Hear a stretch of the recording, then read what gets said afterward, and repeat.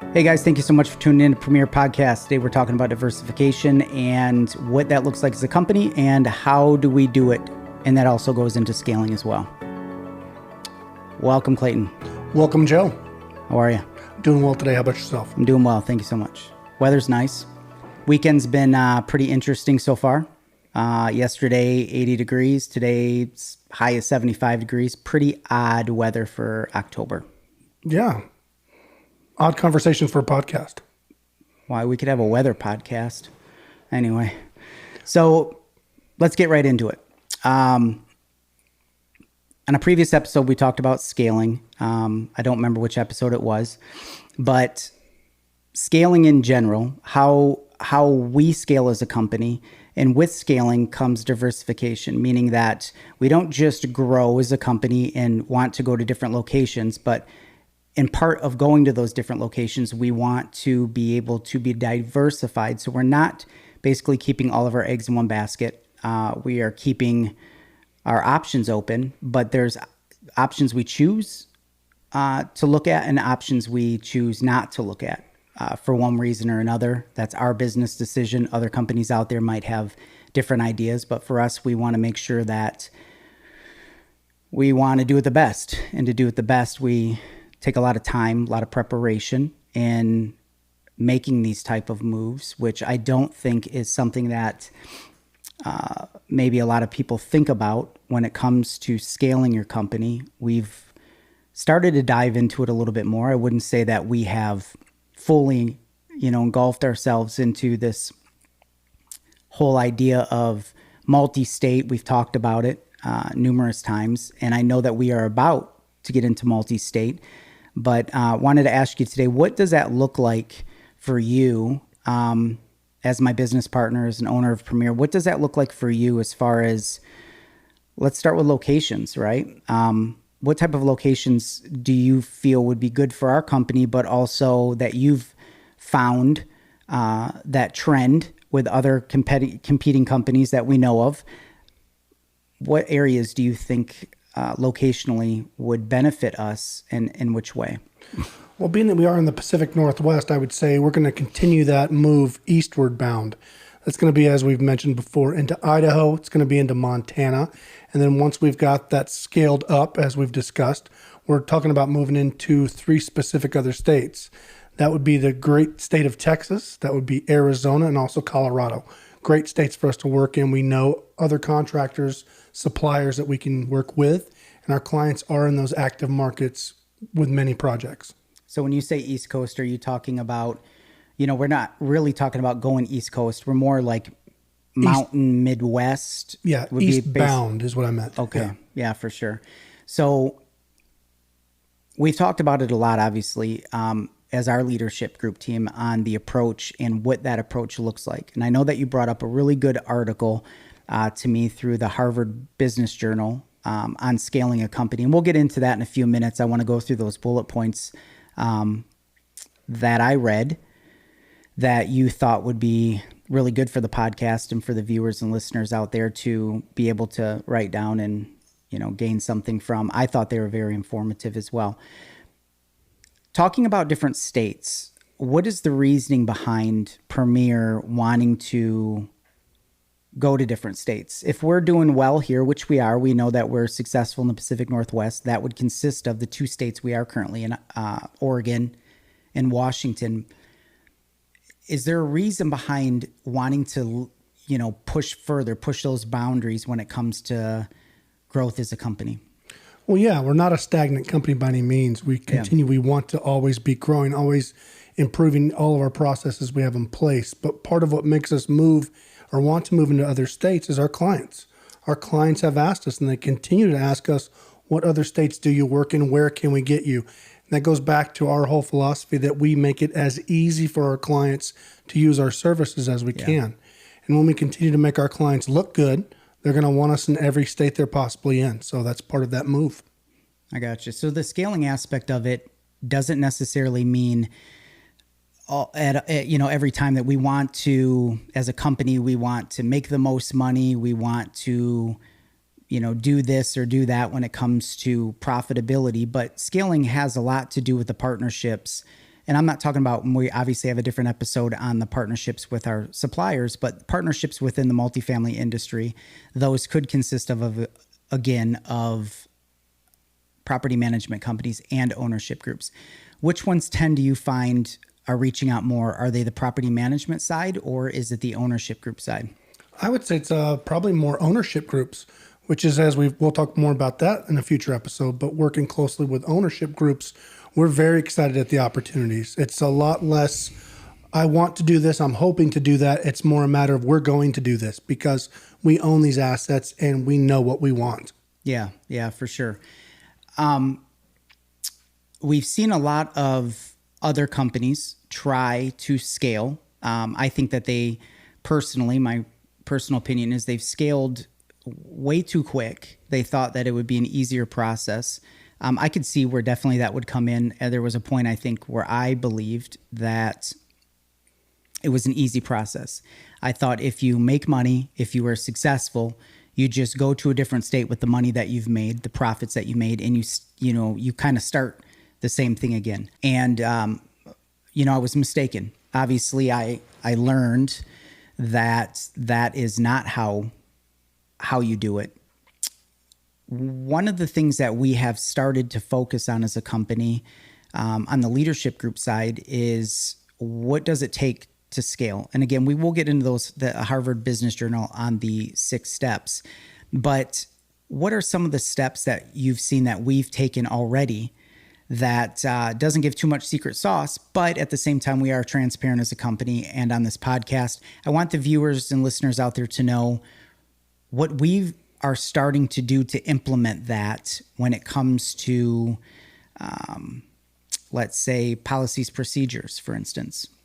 So I would say our policies and procedures aren't necessarily based on what feels good for each of us. Joe and Clay, the two of us, we enjoy working with our employees and our coworkers. And it's not a matter of what feels good for them. If it's easy for them, that's not what we're looking at. What we're doing is making sure that our processes and our procedures are what's best for both Premier as a company, so it can scale, and also for our clients, so it delivers on the promise that we put forward to them. Anything that we're approaching, we're ensure that it will benefit both our client and Premier. And it also, I think, shows the clients that we don't change from state to state, that our same procedures in which we act upon are the same ones that they're going to receive, no matter if they're in Washington, Oregon, or they're in these future states that we will be going to. Correct. It sounds like a pretty good freaking idea. That's a great idea. So when it comes to policies and procedures, and you had made mention just now that we as a company, it's not about feelings. It's not about what we necessarily want to see. Now, there are some avenues I think we've given the green light to be able to give input on, because it might have been input that you or I or somebody else from our leadership team didn't necessarily come up with or notice. But besides just the policies and procedures aspect, what does that look like actually? What does the policies, without getting too detailed, but when we talk about policies and procedures, are we talking about, hey, make sure your shirt's tucked in, doesn't matter if you're here in Oregon or in a different state, make sure you wear your hat at all times? What does that actually look like when it comes to policies and procedures? So I would say it's the formal things that your employees would ask of you, such as, where am I able to drive my vehicle? Can I take it on vacation when I'm not at work? Can I take it out, to the movie theater? Those are questions that you can answer them. I can answer it. You can answer it. But if we have it as a policy or a procedure, they can easily access it, which again is what we've also moved into, making sure that we have documented policies. So our employees, they don't have the question. There's no gray area on many of these items. They can go right to those and get the answers they need. I thought that it was, I recently heard about, and I'm going to give a shout out to them if anyone within that company is watching, but I seen a really cool article on In-N-Out. And I don't know if I brought this up to you or not, but In-N-Out really does a fantastic job at scaling their businesses. So an instance was this. In-N-Out was created and formed in California.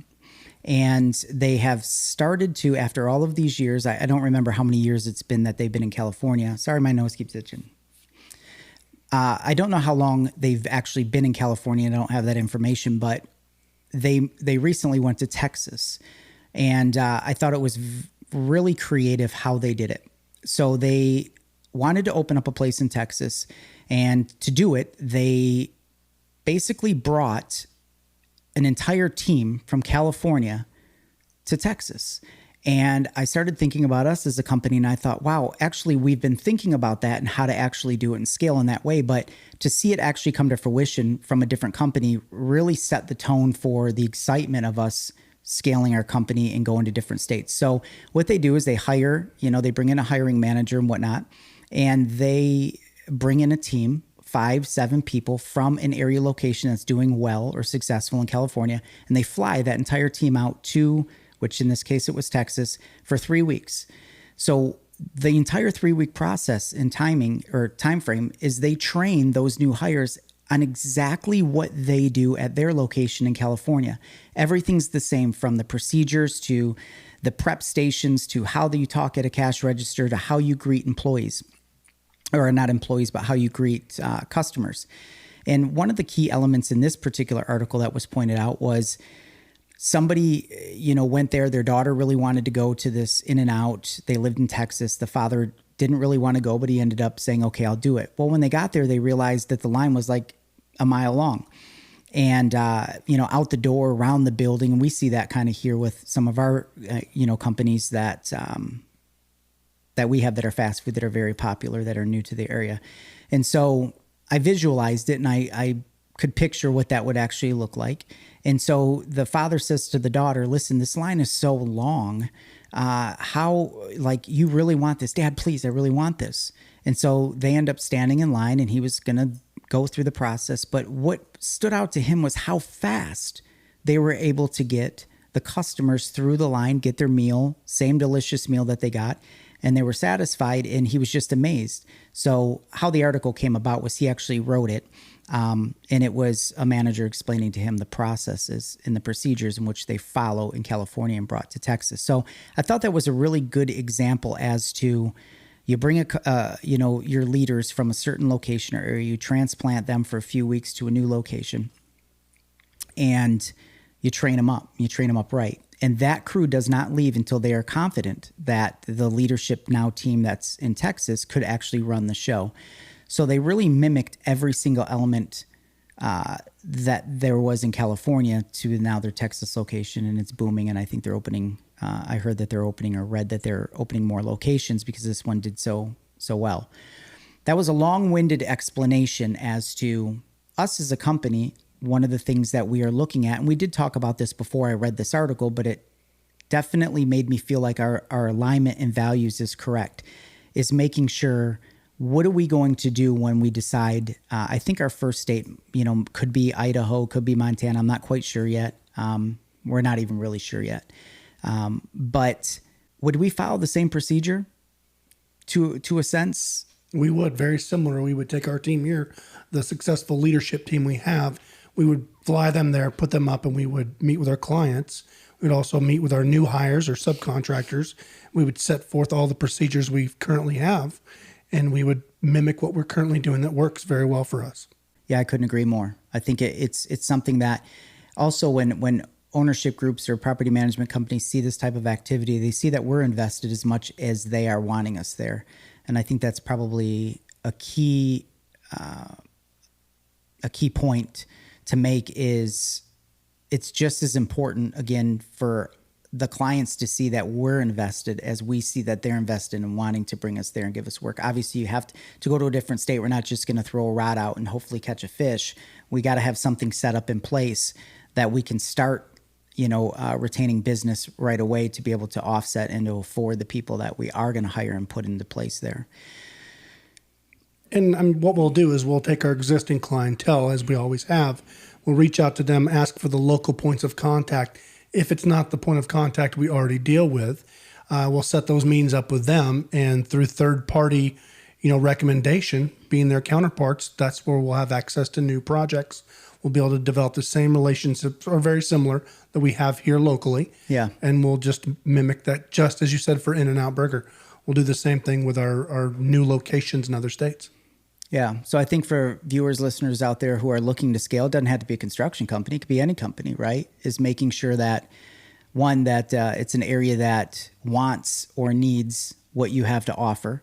And two, try to make local connections, right? Obviously, we have larger property management company ownership groups that are nationally, which help us out as a business a lot. But if you are a small business company that is trying to scale, maybe even to a different city or, a different location within your own state, make sure you make connections there, because connections, I think, is what really catapults a company to be able to scale accurately. Is there's got to be a demand. There has to be a need there.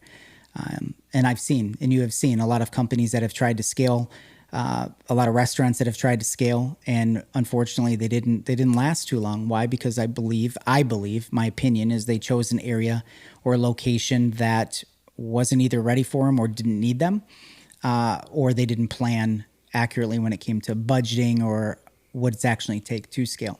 And creating the hype. Correct. Must have the hype. Yeah, for sure.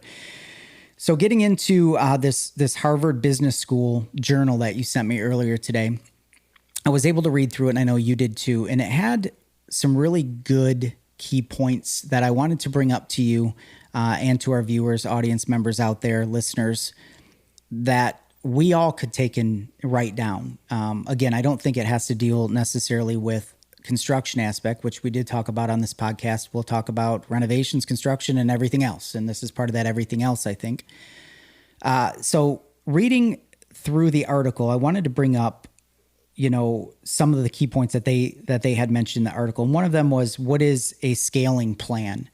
I think we talked about it a little bit with us. That plan is one, preparation. I'm not going to get into all those. I want you to talk about them more, but the preparation, obviously, in why do we want to do this and what is it going to take to actually achieve it? And I think some of these points on this journal, this article, really hit on us as a company, because we've already prepared for these requirements, these bullet points. Some of them we'll get into, but it says, and I'll read it real quick.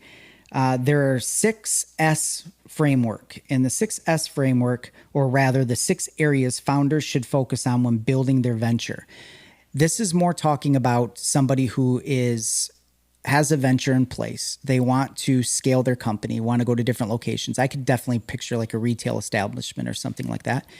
And it gets into building that new venture. What does that new venture look like? The first one is staff, and we'll run through these real quick. The first one is staff. We talked about staffing a little bit, and we won't key on these too long, but we talked about staffing a little bit and how we would actually do that. Again, to remind the viewers, the listeners out there, the staffing that's in place, you got to hire people in that location, right? So obviously you have to have people that are qualified to be able to do the job, that are trustworthy, one, because you can't keep your solid team that you have in the home base or in the state that you're in. You can't necessarily keep them in that specific location. Maybe they want to move there, that's a whole different case, but you got to be able to trust the people that you're hiring in that situation. Correct? Correct. I would say also, and we'll probably talk about this at a later date. Yeah. You have to figure out volume-wise how many people you need to make a certain amount of money. That's right. Which is what we've done. Yeah. So we determine how many people will be required to make a certain dollar volume, and that's how we plan. Yeah. Gotcha. Shared values. That's a big one. That's number 2. Shared values has a lot to do with what you were talking about earlier, mimicking the things that we do currently in the states that we are in, and how do we mimic that into different states. And part of that is the policies and procedures. But the shared values is an important aspect to that. That is us as a company, the culture that we've set. That's how I take it, at least. How important do you think shared values are for a future endeavor in a different state? Very important. That's why we have our level of values that we maintain. We have areas that we've said there are things that we won't do that other people do. We're very clear on our values and standing steadfast in those. Gotcha. Yeah. Structure, number 3. The structure would, again, fall under, I think, policies and procedures. But how we want to see that structure in different states. Do we want that same structure to be the exact same as Washington? So for the most part, it will be, aside from the support staff that we have at our headquarters that Yeah. will always be there. We will have the field, our satellite offices or our additional offices will have the structure in place where it has the project managers, for instance, it has the superintendents. There's going to be a structure there, but the support, the back of house, most of that will remain at one central location for now. So structure is obviously important because, again, we don't want to go and build something and have a plant somewhere else. And then, again, because the idea is ownership groups, property management companies, they like to see the same thing as they structure their own companies, right? They have the same policies, procedures, the same things go out. Their hiring is the same when it comes to positional levels. And I think that that is what we are trying to afford as well, an opportunity to be able to do something very similar to that. And maintain consistency. With consistency comes speed. That is the number fourth one, speed. I think this is a two-part here. So the first one, the speed in which you actually scale. So that would be number one. And what does that type of speed look like as a company? And then part two of that speed is how fast, once you are there, how fast do you need to acquire and gain a certain level of success to sustain the location that we're in. So first one, speed. And which speed do you think is a good, based off of us again, and we're not quite there yet, but we are ramped up enough speed-wise to be able to get there.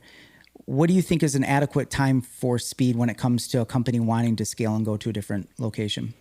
So I think that we've demonstrated that we've worked on our processes and procedures. We've implemented them. We've tested them, beta tested, and we've seen success. So with that, we've discussed that we're not in a hurry. We're not in a rush to get things scaled. We're in the planning phase. Yeah. So in order to plan and actually scale correctly, we're going to assign a certain dollar value that we want for year one.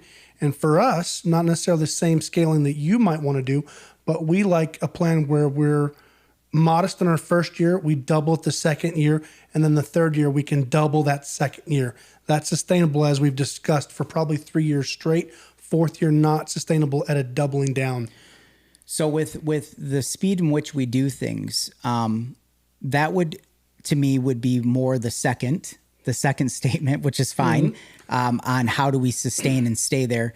But the speed in which a company should scale, I don't know if there's a real answer to this, so let's just refer back to us. How long have we been talking about scaling for? Since day one. Right? So that has been over 4 years now. And I think a lot of people might find that surprising. Hey, you guys are this unicorn kind of company. You blew up. You did all this stuff. Why didn't you go to different locations so quickly? And I think we did mention in a previous episode that it is about timing. It's not always about how fast and how big and, how quickly you want to grow. Everything deals with time. So in essence, speed is time. And so when I'm looking at a certain situation for us as a company, we could do it tomorrow, but is the timing off on doing that, right? So I think it varies with different companies. I think there are companies out there who are maybe a mom and pop or a retail establishment or a true brick and mortar store that they might pop up 4 or 5 locations within the first 2 years. Why? Because they're trying to scale rapid. They're trying to gain more profits. And obviously their profit margins are way different than ours. In the amount of volume that they do has to be tremendous on a retail side compared to ours. One of our jobs could equal almost a year's, sales at a retail establishment. So I think speed and timing go hand in hand. Would you agree with that? I would agree with that. Scope is that's number 5. That's gonna follow under a lot more of that policies and procedures as well. But scope is no different, in my opinion, than what we do when it comes to our construction projects that our viewers and listeners have heard in previous podcasts. What is a scope? It's an outline. It's what is required from a client to perform the work. It's what they actually want to see, right? And I think that's important for our viewers and listeners to know that scope, in my opinion, and hopefully yours as well, is what type of work do we want to actually do in that location, the opportunities, right?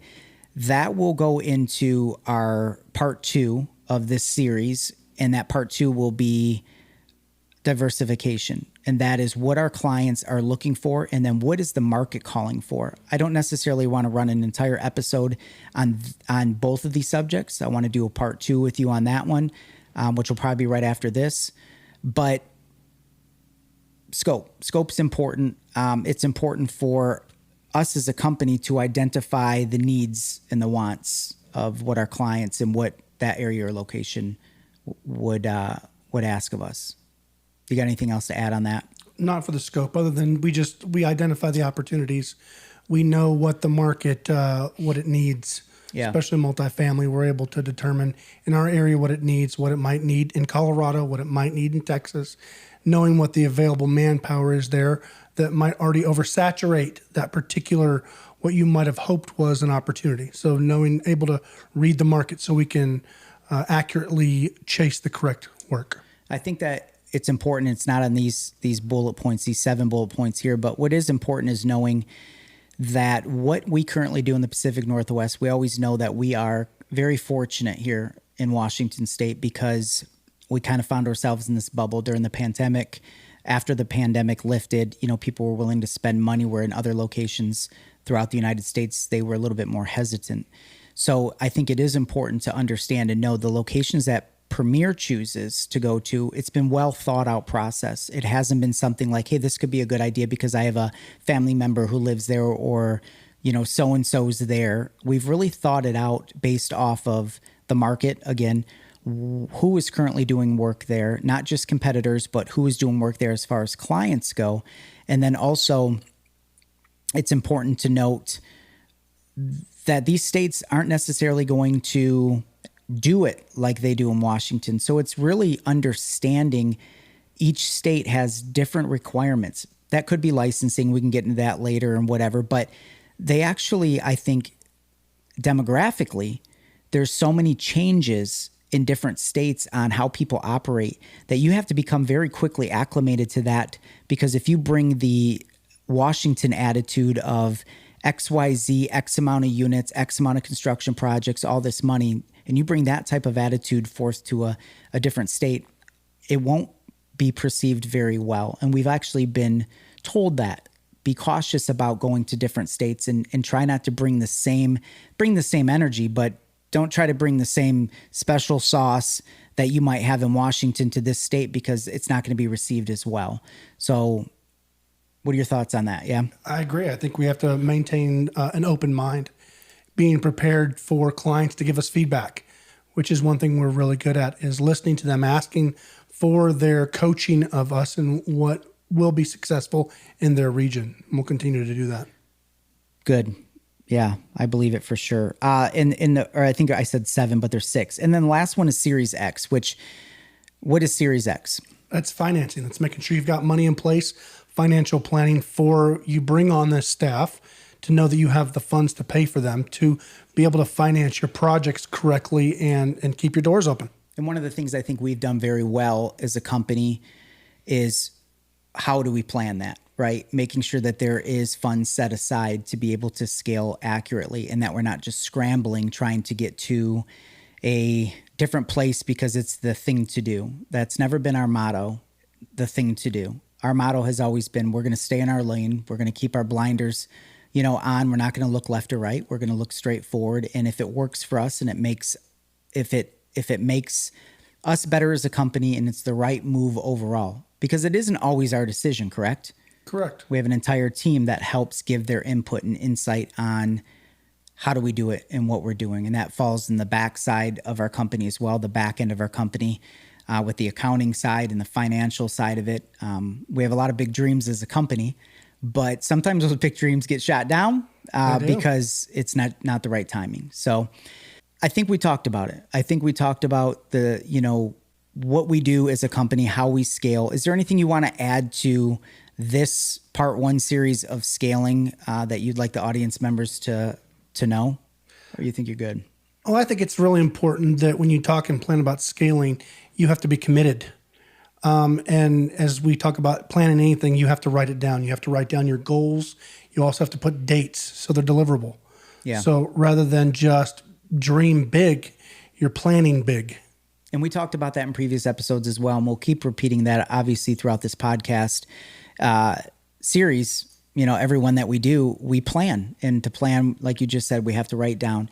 But also it's about the relationship again, the partnerships with those ownership groups, right? And those management companies. If you say you're going to do something, and we said this before, I think I even did it on my one-on-one. If you say you're going to do something, make sure you follow through with it, because people plan not just on their own futures, they're planning on your success with them in those certain locations. So if you do it, make sure you do it right.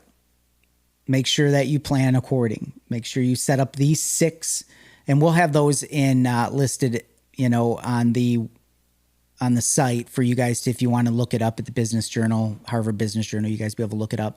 But it's making sure you follow those steps. However that looks for you as a company, we can't determine that. We can only see it for ourselves. But you got to make sure that you do it accurately and you don't let people down. Sometimes, I think, real quick, to end it, I think sometimes you can have a great goal, you can have a great idea again, and you want to scale. And then you end up having to pull back from that because the timing that you thought would be accurate just wasn't the right timing. Maybe something came up in the business here locally that we need to put more attention or more finances into. So again, I think being transparent with who you're trying to partner with in these different locations, timing doesn't necessarily have to be spot on that day, that minute, but make sure you're trying to focus again on hitting that within a ballpark figure. Hopefully it's within that month or something like that where you can follow through with what you're saying. I don't have anything else on the scaling aspect at this time. I think that we've given the audience members, the viewers, the listeners out there a little bit on what we're doing. Part 2 of the series will be diversification, and what those going to those different states doesn't necessarily mean for Premier multifamily. So we will get into that in a few. Got anything else? That's it for now. All right. Thank you guys so much. Stay tuned for part 2. If you found this informative, go ahead, leave comment down below if you got any questions that you want us to answer or anything that you feel you want us to talk about. Please leave it down below in the comment section. Other than that, thank you so much for tuning in.